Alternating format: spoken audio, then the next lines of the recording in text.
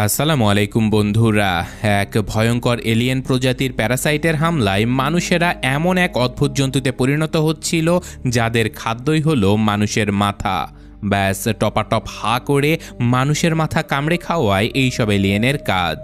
তো আজকের এই মুভিটা জাপানিজ বিখ্যাত অ্যানিমে সিরিজ প্যারাসাইটের লাইভ অ্যাকশন মুভি। তো আশা করি মুভিটা আপনাদের অসাধারণ লাগবে। আর হ্যাঁ, এইটা কিন্তু প্রথম পার্ট, আর সেকেন্ড পার্টটা আসবে আগামীকাল, তাই মিস করতে না চাইলে সাবস্ক্রাইব করে বেল বাটনে চাপ দিয়ে রাখবেন। তো গল্পের শুরুতে আমরা দেখতে পাই কিছু অদ্ভুত ছোট ছোট প্রাণী সমুদ্রের পানি থেকে বেরিয়ে শহরের দিকে এগিয়ে যাচ্ছে। এদের নাম দেয়া হয়েছে প্যারাসাইট। তো এরপর আমরা একজন লোককে দেখতে পাই যে কিনা নিজের স্ত্রীর সঙ্গে ঘুমিয়েছিল, আর ঠিক তখনই সেই এলিয়েন প্যারাসাইট এসে ওই লোকটার কানে ঢুকে পড়ে। প্যারাসাইটটা কানে ঢোকার সাথে সাথে লোকটা ভয়ঙ্করভাবে ছটফট করতে শুরু করে, কিন্তু কিছুক্ষণ পরেই লোকটা আবার শান্ত হয়ে ঘুমিয়ে পড়ে, যেন কিছুই হয়নি। এরপর আমাদের শিনিচি নামের একজন ছেলেকে দেখানো হয় যে কিনা কানে হেডফোন লাগিয়ে গান শুনছিল, আর ঠিক তখনই আরও একটা এলিয়েন প্যারাসাইট এসে তার কানের ভেতরে ঢোকার চেষ্টা করে, কিন্তু শিনিচি কানে হেডফোন লাগিয়ে রেখেছিল, যার কারণে ওই প্যারাসাইটটা শিনিচির কানে ঢুকতেই পারে না। আর যখন প্যারাসাইটটা কানের ভেতরে যাওয়ার কোনো রাস্তা পায় না, তখন সে শিনিচির নাক দিয়ে ঢোকার চেষ্টা করে, কিন্তু নাকে কোনো কিছু ঢোকার কারণে শিনিচির চোখ খুলে যায়, আর সে দ্রুত প্যারাসাইটটাকে ধরে দূরে ছুঁড়ে ফেলে। কিন্তু তারপরেও ওই প্যারাসাইটটা শিনিচির দিকে এগিয়ে আসতে থাকে, তাই শিনিচি ভয়ে একটা বই তুলে নিয়ে প্যারাসাইটটাকে মারার চেষ্টা করে। কিন্তু ঠিক তখনই প্যারাসাইটটা তার হাতে কামড় দিয়ে চামড়া একটু কেটে হাতের ভেতরে ঢুকে যায় এবং তার হাতের মাধ্যমে শরীরের দিকে এগোতে থাকে। এই দৃশ্য দেখে শিনিচি একেবারে ঘাবড়ে যায়, আর সে জলদি একটা দড়ি তুলে নিয়ে নিজের হাত শক্ত করে বেঁধে ফেলে, যাতে ওই প্যারাসাইটটা তার শরীরের ভেতরে আর যেতে না পারে। কিন্তু প্যারাসাইটটা হাতের ভেতরে থাকার কারণে শিনিচির অনেক কষ্ট হতে থাকে, যার কারণে সে জোরে জোরে চিৎকার করতে শুরু করে এবং শিনিচির চিৎকার শুনে তার মা তার কাছে ছুটে চলে আসে। তখন শিনিচি তার মাকে বলে, মা, আমার হাতে একটা পোকা ঢুকে গেছে। কিন্তু যখন শিনিচির মা তার হাত চেক করে, তখন তার হাতের ভেতরে কিছুই তিনি দেখতে পায় না। এটা দেখে শিনিচির মায়ের মনে হয় যে শিনিচি হয়তো তার সঙ্গে মজা করছে, তাই তিনি এই ঘর থেকে চলে যায়। কিন্তু এদিকে শিনিচি চিন্তায় পড়ে যায় যে পোকাটা আসলে কোথায় হারিয়ে গেল। তো যাই হোক, পরদিন সকালে শিনিচি যখন ব্রেকফাস্ট করছিল, তখনই তার ডান হাত, মানে যেই হাতে ওই প্যারাসাইটটা ঢুকেছিল, সেই হাতটা শিনিচির কাছে বেশ অদ্ভুত মনে হতে শুরু করে। তারপর আমরা সেই লোকটাকে দেখতে পাই যার কানের ভেতরে ওই প্যারাসাইটটা ঢুকেছিল। সেই লোকটা বেশ অদ্ভুত আচরণ করতে শুরু করে, আর তার চোখগুলো উল্টাপাল্টা হয়ে যেতে থাকে, যেন তার শরীরের উপরে তার কোনো নিয়ন্ত্রণই ছিল না। আর কিছুক্ষণ পরে সেই লোকটা তার স্ত্রীর কাছে চলে যায়, আর তখনই হঠাৎ করে তার মুখ একটা বিশাল প্রাণীর মতো অদ্ভুতভাবে খুলে যায়, যার ভেতরে অনেকগুলো চোখ ছিল। আর এখন তার স্ত্রী এইসব কিছু বুঝে ওঠার আগে লোকটা তার স্ত্রীর মাথা এক ঝটকায় কেটে খেয়ে ফেলে। এখানে আমরা বুঝতে পারি যে এই প্যারাসাইট আসলে মানুষের কান দিয়ে ঢুকে তাদের মস্তিষ্কের উপরে কবজা করে নেয়, এবং তারপর সেই মানুষের শরীরকে নিজের ইচ্ছে মতো নিয়ন্ত্রণ করতে শুরু করে। এরপর আমরা আবারও শিনিচিকে দেখতে পাই যে কিনা তার গার্লফ্রেন্ডের সঙ্গে স্কুলে যাচ্ছিল, কিন্তু আজকে শিনিচির আচরণ একেবারে অন্যরকম ছিল, এবং তার যে হাতে প্যারাসাইটটা ঢুকেছিল সেই হাতের উপরে তার কোনো কন্ট্রোলই ছিল না। তার হাতটা অদ্ভুতভাবে শিনিচির গার্লফ্রেন্ডকে স্পর্শ করতে শুরু করে, এবং হঠাৎ করেই শিনিচির গার্লফ্রেন্ডের প্রাইভেট পার্ট ধরে ফেলে। এটা দেখে শিনিচির গার্লফ্রেন্ড তার উপরে রেগে গিয়ে এখান থেকে চলে যায়। এরপর শিনিচি যখন ক্লাসে গিয়ে বসে, তখন তার ইরেজার ভুলে নিচে পড়ে যায়, এবং শিনিচি যখন সেটা তোলার চেষ্টা করে, তখন সেই ইরেজারটা সে তুলতে পারে না, কারণ ইরেজারটা তার থেকে বেশ কিছুটা দূরে পড়ে গিয়েছিল। কিন্তু তখনই হঠাৎ করে তার হাত রাবারের মতো লম্বা হয়ে ইরেজারটা তুলে ফেলে। এই ঘটনা দেখে শিনিচি একেবারে অবাক হয়ে যায়, আর সে কিছুতেই বুঝতে পারে না যে আসলে তার সঙ্গে এইসব হচ্ছেটা কি। তো যাই হোক, ক্লাস শেষে ছুটি হয়ে যাবার পরে যখন শিনিচি তার বন্ধুদের সঙ্গে বাস্কেটবল খেলছিল, তখন সে অনেক দূর থেকে একেবারে সোজা বাস্কেট রিংয়ে বল ফেলে দেয়। এটা দেখে তার বন্ধুরা সবাই তো অবাক হয়ে যায়, এবং শিনিচির পাশাপাশি তার বন্ধুদেরও মাথায় ঢোকে না যে আসলে শিনিচি এই কাজটা করলো কিভাবে।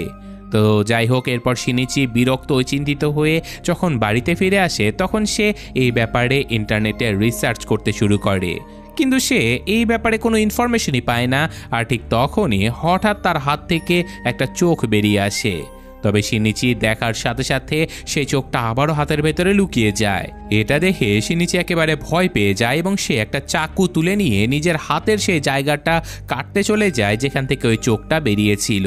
কিন্তু তখনই তার হাত একটা বড় সাপে বদলে গিয়ে তাকে ভয় দেখাতে শুরু করে এবং তারপর সেই হাতটা একটা ছোট্ট প্রাণীতে বদলে যায়।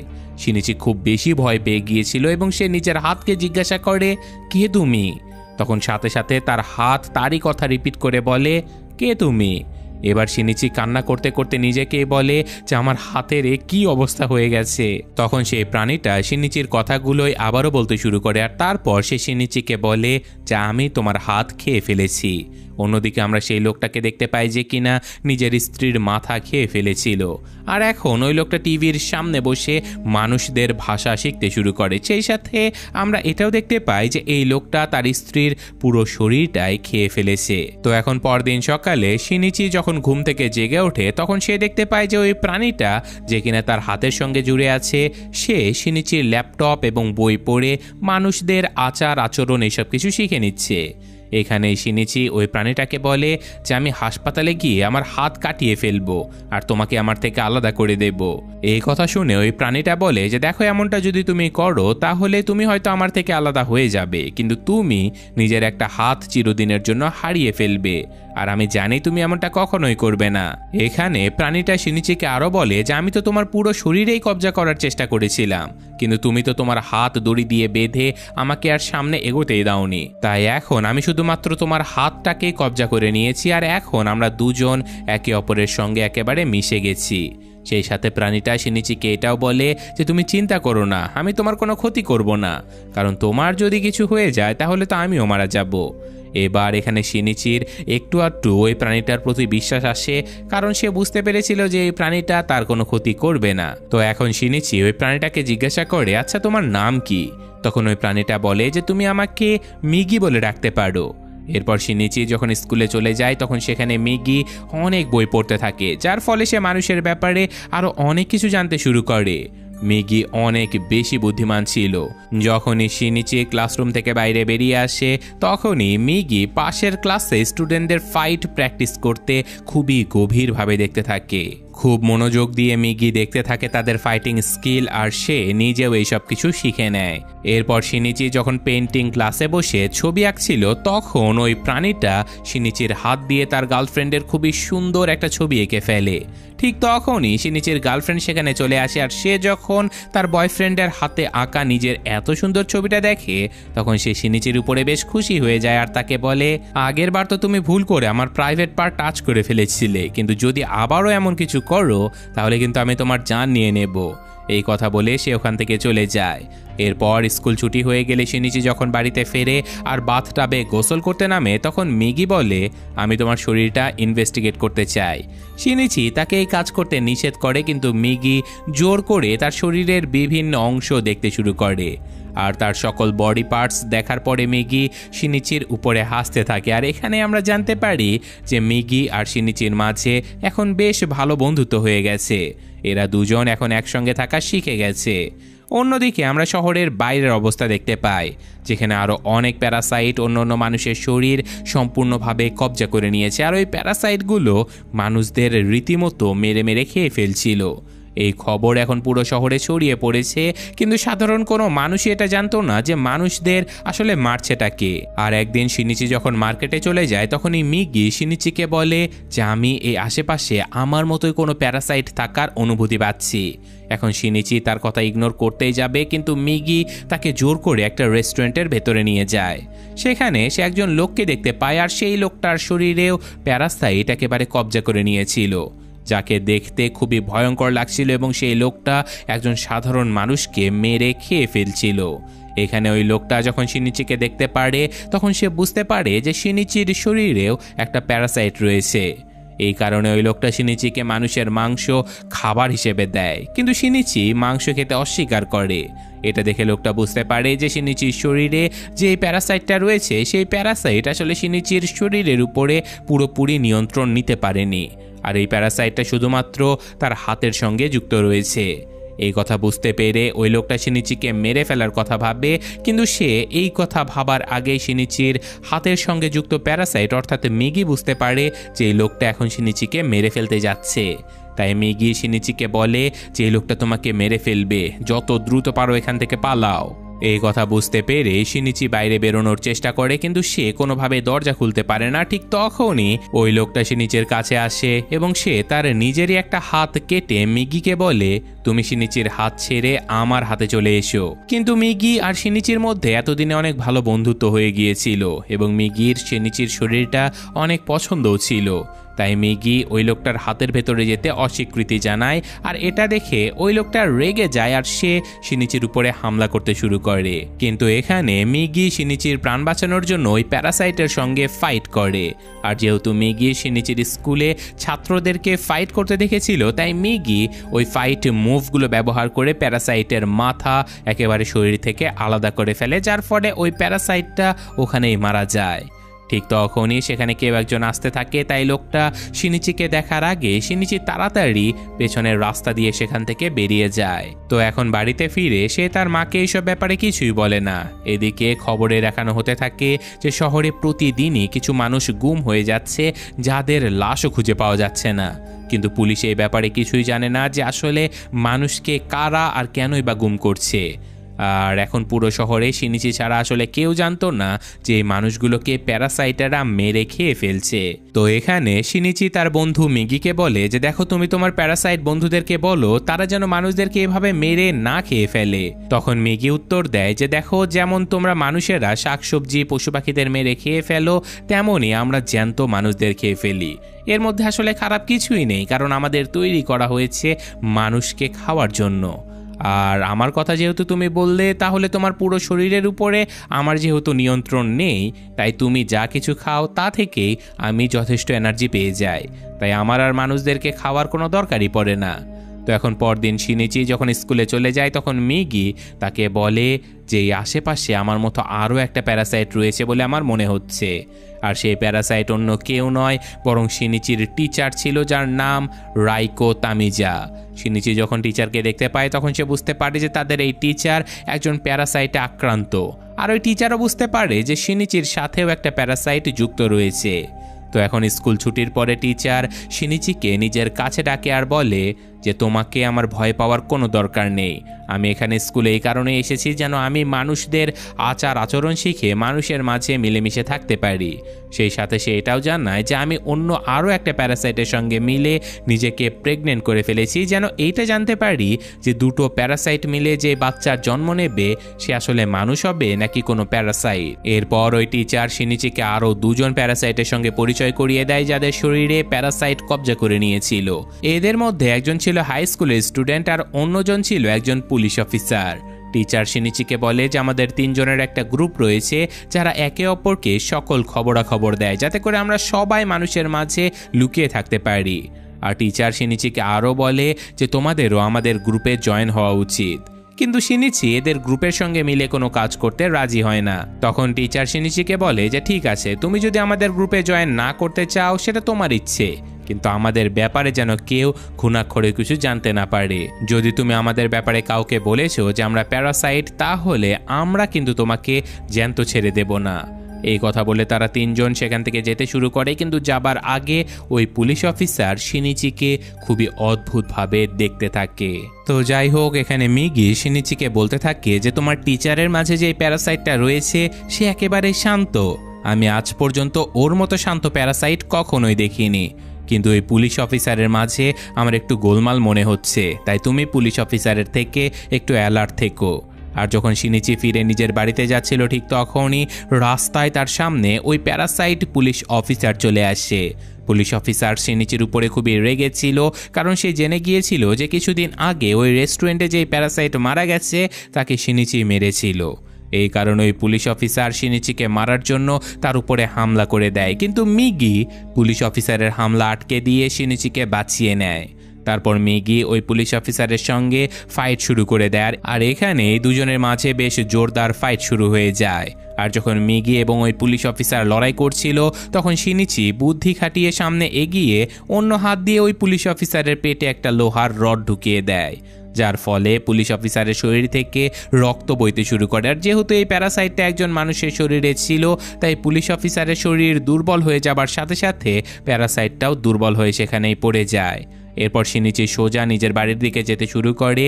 আর এদিকে বেশি রক্তক্ষরণের কারণে এই পুলিশ অফিসারের শরীর একেবারে কাজ করা বন্ধ করে দেয়। তাই ওই পুলিশ অফিসারের শরীরে যে প্যারাসাইটটা ছিল সেটা পুলিশের শরীর থেকে বেরিয়ে আসে এবং এখন সে একজন নতুন মানুষের শরীরের খোঁজ করছিল। ঠিক তখন ওই রাস্তা দিয়ে শিনিচির মা যাচ্ছিল। আর ওই পুলিশ অফিসারের শরীর থেকে বেরোনো প্যারাসাইট শিনিচির মায়ের শরীরের ভেতরে ঢুকে যায়। অন্যদিকে বাড়িতে শিনিচি অনেক বেশি মন খারাপ করে বসেছিল, কারণ আজকে সে একজন মানুষকে মেরে ফেলেছে। এই কারণে সে নিজেকে খুবই গিল্টি বা অপরাধী ভাবছিল। কিন্তু ঠিক তখনই মিগি শিনিচিকে সতর্ক করে বলে যে ওই পুলিশ অফিসারওয়ালা প্যারাসাইটটা আবারও আমাদের দিকে আসছে। এই কথা শুনে শিনিচি বেশ চিন্তায় পড়ে যায় আর বলে যে ওই পুলিশ অফিসারকে তো আমরা মেরে ফেলেছিলাম, কিন্তু কে জানতো সে আবারও কিভাবে জীবন্ত হয়ে গেছে। তো যাই হোক, এবার নিজেকে বাঁচানোর জন্য শিনিচি একটা চাকু নিয়ে এক কোনায় লুকিয়ে পড়ে। আর ঠিক তখনই শিনিচির মা বাড়ির ভেতরে চলে আসে। শিনিচির মা বেশ অদ্ভুত আচরণ করছিল, আর এটা দেখে মিগি বুঝতে পারে যে ওই পুলিশ অফিসারটার প্যারাসাইট এখন শিনিচির মায়ের শরীরে চলে এসেছে। তাই মিগি শিনিচির মাকে এখন মেরে ফেলতে চায়, কিন্তু শিনিচি মিগিকে এই কাজ করতে নিষেধ করে দেয়, কারণ শিনিচি তার মাকে অনেক বেশি ভালোবাসতো। আর কোন সন্তানই বা চাইবে তার নিজের হাতে তার মাকে মেরে ফেলতে। কিন্তু ঠিক তখনই শিনিচির মা একটা ভয়ঙ্কর প্রাণীতে বদলে যায় এবং তার মায়ের সঙ্গে যুক্ত ওই প্যারাসাইটটা শিনিচির বুকে একেবারে মারাত্মকভাবে আঘাত করে ফেলে, যার ফলে শিনিচি গুরুতর আহত হয়ে নিচে পড়ে যায়। আর এবার শিনিচিকে মারার পরে ওই প্যারাসাইট সেখান থেকে বেরিয়ে চলে যায়। এখানে শিনিচির হার্টে আঘাত লাগার কারণে শিনিচি একেবারে মৃত্যু মুখে ঢলে পড়েছিল এবং সে রীতিমতো তার শেষ নিঃশ্বাস নিচ্ছিল। তো এইসব কিছু দেখে মিগি এখন শিনিচিকে বাঁচানোর জন্য তার হাত থেকে বেরিয়ে শরীরের ওই অংশে চলে যায় যেখানে ছিদ্র হয়ে গেছে। আর শিনিচি কয়েক ঘন্টা ধরে এই অবস্থাতেই সেখানেই পড়ে থাকে। এখানে আমরা দেখতে পাই যে মিগি আবারও শিনিচির হাতে ফিরে এসেছে। আর ঠিক কয়েক ঘন্টা পরে হঠাৎই শিনিচির জ্ঞান ফিরে আসে। জ্ঞান ফেরার পরে শিনিচি আয়নার সামনে গিয়ে নিজের ক্ষতস্থান দেখতে শুরু করে, কিন্তু শিনিচি নিজের শরীরের উপরে কোনো ক্ষতের চিহ্নই দেখতে পায় না। এখানে মিগি তাকে বলে যে আমি তোমার হার্ট ঠিক করার জন্য আমার নিজের অংশের কিছু সেল বা কোষ ওখানে লাগিয়ে দিয়েছি, যার ফলে তোমার হার্ট আবারও আগের মতো হয়ে গেছে, তোমার প্রাণ বেঁচে গেছে। কিন্তু এখানে শিনিচি আবারও বেঁচে গিয়ে যেন একেবারেই খুশি ছিল না, কারণ এই দুনিয়াতে শুধুমাত্র তার মাই তার সাথে ছিল, কিন্তু এখন তার মাও একটা প্যারাসাইটের কবজায় চলে গেছে। তাই এখন শিনিচি ওই পুলিশ অফিসারের প্যারাসাইটের উপরে অনেক বেশি রেগে যায় এবং প্রতিশোধের আগুনে সে জ্বলতে শুরু করে। তো যাই হোক, পরদিন শিনিচি ওই পুলিশ অফিসারওয়ালা প্যারাসাইটকে খুঁজতে বেরিয়ে পড়ে, যে কিনা শিনিচির মায়ের শরীরটা কবজা করে নিয়েছে। আর এখানে আমরা দেখতে পাই যে শিনিচি এখন পুরোপুরি বদলে গেছে। যেখানে আগে সে একজন ভীতু ছেলে ছিল, কিন্তু এখন তার শরীরে মিগির সেলস চলে আসার কারণে সে অনেক বেশি অ্যাগ্রেসিভ আর রাগী হয়ে গেছে। এখন সে পুরো শহরে ওই প্যারাসাইটকে খুঁজতে শুরু করে যে কিনা তার মায়ের শরীর কবজা করে নিয়েছে। কিন্তু ওই প্যারাসাইটকে সে আর কোথাও খুঁজে পায় না। আর ঠিক তখনই সে এমন একটা জায়গাতে চলে যায় যেখানে অনেক মানুষ জমায়েত হয়েছিল এবং সেখানে একজন পলিটিশিয়ান হিরোকাওয়া মানুষদের জমায়েত করে তাদের কাছে ভোট চাচ্ছিল। ওই পলিটিশিয়ানকে দেখার পরেই শিনিচি বুঝতে পারে যে এই নেতা এখন ভোট চাচ্ছে সে নিজেও একজন প্যারাসাইট। এটা দেখে শিনিচি একেবারে ভয় পেয়ে যায়, কারণ যদি ওই প্যারাসাইট নেতা এই ইলেকশনে জিতে যায় তাহলে পুরো শহর বিপদের মাঝে পড়তে পারে। তো এখন পরদিন শিনিচি যখন স্কুলে যায় তখন সেখানে তার সঙ্গে ট্রান্সফার হওয়া স্টুডেন্টের দেখা হয়ে যায়, যে নিজে একজন প্যারাসাইট ছিল এবং স্টুডেন্ট টিচারের গ্রুপে যুক্ত ছিল। এখানে আমরা জানতে পারি যে টিচার ইচ্ছে করে এই স্টুডেন্টকে এই স্কুলে ট্রান্সফার করিয়েছে, যাতে করে এই স্টুডেন্ট শিনিচির উপরে সবসময় নজরদারি করতে পারে। এখানে ওই ছাত্র বাকি ছাত্রদের সামনে শিনিচির সঙ্গে এমনভাবে মেশার ভান করে যেন এরা দুজন এই প্রথমবার দেখা করছে, আর এই সব কিছু উপর থেকে ওই প্যারাসাইট টিচার লক্ষ্য করছিল।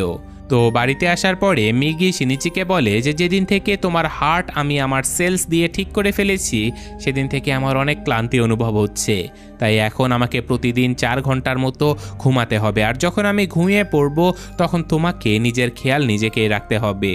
এই কথা বলে মিগি হঠাৎ করে ঘুমিয়ে পড়ে। শিনিচি তাকে জাগানোর অনেক চেষ্টা করে, কিন্তু মিগি আর কোনোভাবেই জাগছিল না।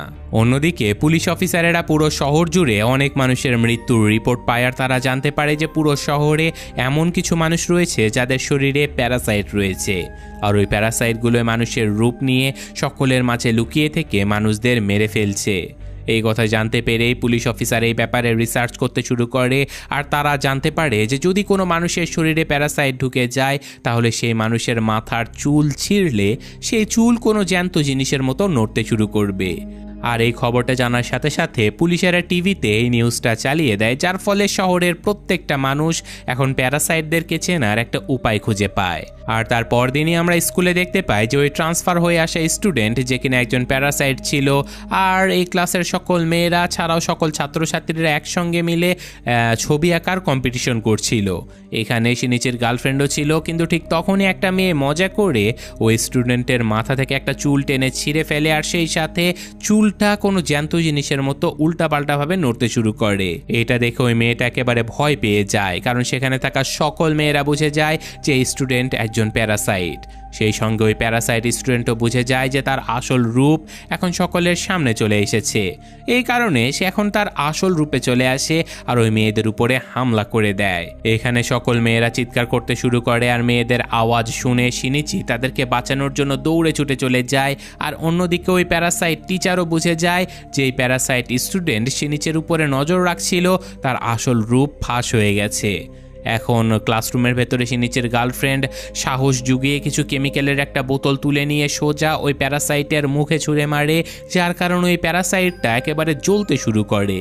সে পুরোপুরি বেকাবু হয়ে যায়, আর তারপর সে এদিকে সেদিকে এলোপাথারি হামলা করতে শুরু করে। এবার কিছুক্ষণ পরে শিনিচি যখন সেখানে পৌঁছে যায় ততক্ষণে ওই প্যারাসাইট অনেকগুলো মেয়েকে মেরে ফেলেছিল, আর এখন সে শিনিচির গার্লফ্রেন্ডের পেছনে পড়েছে। এটা দেখে শিনিচি দৌড়ে গিয়ে ওই প্যারাসাইটকে নিচে ফেলে দেয় আর তার সঙ্গে লড়াই শুরু করে দেয়। ঠিক তখনই সেখানে প্যারাসাইট টিচারও চলে আসে, আর এখন ওই টিচার যখন দেখতে পায় যে এই প্যারাসাইট স্টুডেন্ট অনেক মেয়েকে মেরে ফেলেছে তখন সে প্রচণ্ড রেগে যায়, কারণ স্টুডেন্টদের এই বোকামির কারণে টিচারেরও আসল রূপ দুনিয়ার সামনে চলে আসতে পারে। তাই ওই টিচার সেখানে একটা বোমা ছুঁড়ে মেরে সেখান থেকে পালিয়ে যায়, কিন্তু বোমা ফাটার আগেই শিনিচি তার গার্লফ্রেন্ডকে তুলে জানালা দিয়ে নিচে লাফ দিয়ে দেয়। আর তখনই উপরের ফ্লোরে একটা জোরালো ব্লাস্ট হয়, কিন্তু এই ব্লাস্টে ওই স্টুডেন্টটা মারা যায় না যার ভেতরে প্যারাসাইট ছিল, তবে সে এখন খুবই খারাপভাবে আহত হয়ে গেছে। অন্যদিকে বাইরে শিনিচির গার্লফ্রেন্ড শিনিচিকে খুবই অদ্ভুত নজরে দেখতে শুরু করে, কারণ বিল্ডিংয়ের 3 তলা থেকে লাফ দেবার পরেও শিনিচির কিছুই হয়নি। আর এখন শিনিচির গার্লফ্রেন্ডও বুঝতে পারে যে তার বয়ফ্রেন্ড নিজেও একজন প্যারাসাইট। এদিকে কিছুক্ষণ পরে যেই ফ্লোরে ব্লাস্ট হয়েছিল সেখানে পুলিশ চলে আসে, আর পুলিশেরা জানার চেষ্টা করে যে আসলে এই ব্লাস্টটা করেছে কে। কিন্তু ঠিক তখনই ওই স্টুডেন্ট একজন পুলিশ অফিসারের উপরে হামলা করে তাকে মেরে ফেলে। এরপর ওই স্টুডেন্ট নিজেকে বাঁচাতে বাঁচাতে ছাদের উপরে যেতে শুরু করে, আর ঠিক তখনই বাইরে মিগি শিনিচিকে বলে যে ওই স্টুডেন্ট এখনও বেঁচে আছে আর সে আরও অনেক মানুষকে মেরে ফেলেছে। তখন শিনিচি মিগিকে জিজ্ঞাসা করে যে ও এখন কোথায় আছে। জবাবে মিগি তাকে বলে ওই স্টুডেন্ট এই মুহূর্তে স্কুলের ছাদে রয়েছে।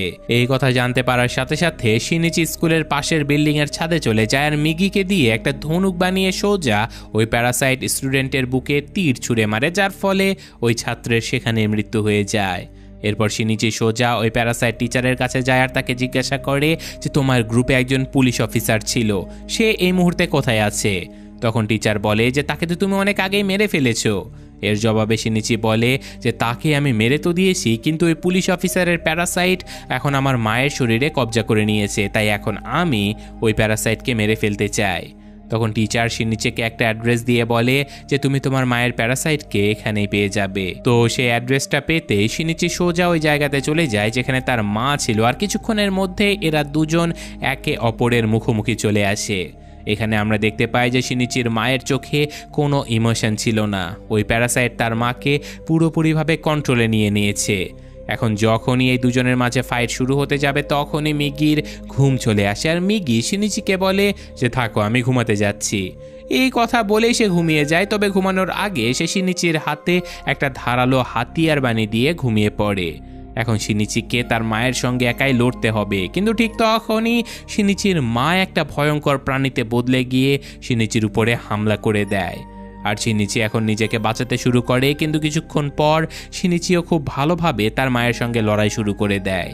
আর যখনই শিনিচি ওই প্যারাসাইটকে মেরে ফেলতে যাবে ঠিক তখনই সে নিজের মায়ের গলার আওয়াজ শুনতে পায়।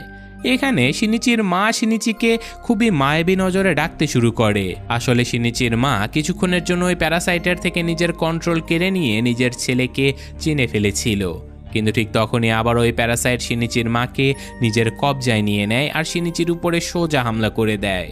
কিন্তু হামলার সময় শিনিচির মা নিজের হাত বাড়িয়ে ওই প্যারাসাইটের হামলা আটকে দেয় আর নিজের ছেলেকে মরার হাত থেকে বাঁচিয়ে নেয়। কিন্তু এখন শিনিচির মায়ের হাত থেকে অঝরে রক্ত বইতে শুরু করে, আর শিনিচির মা দুর্বল হয়ে যাবার কারণে ওই প্যারাসাইটটাও দুর্বল হয়ে যায়। আর এই সুযোগটা কাজে লাগিয়ে না চাইতেও শিনিচি সোজা গিয়ে ওই প্যারাসাইটটাকে মেরে ফেলে, যার ফলে তার মায়েরও সেখানে মৃত্যু হয়ে যায়।